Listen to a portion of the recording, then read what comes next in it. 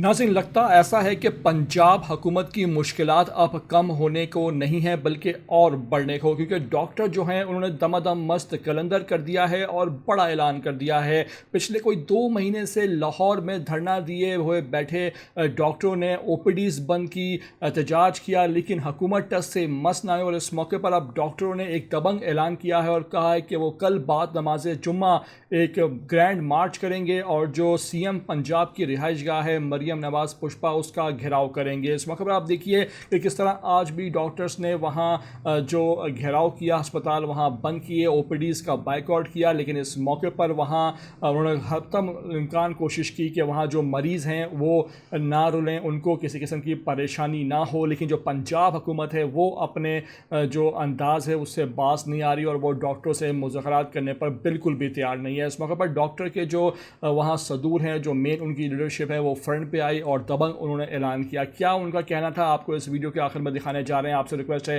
कि वीडियो पर पहली बार आए हो तो लाजमी से इसको आखिर तक देखा करो, नए आए हो चैनल पर तो लाजमी इसको आप सब्सक्राइब करो, लाइक करो, शेयर करो और कमेंट करके हमें अपनी कीमती राय से लाजमी आगाह किया करो। इमरान खान के सच्चे पक्के सपोर्टर होने का सबूत भी दिया करो। और कोई प्रॉपर तरीके से नहीं आया।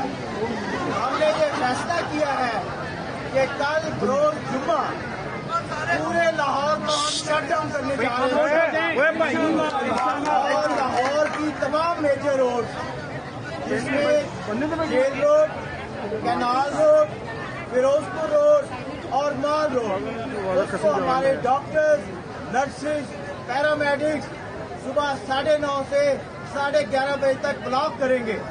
और इसके अलावा आउटडोर की स्ट्राइक इसी तरह कंटिन्यू रहेगी।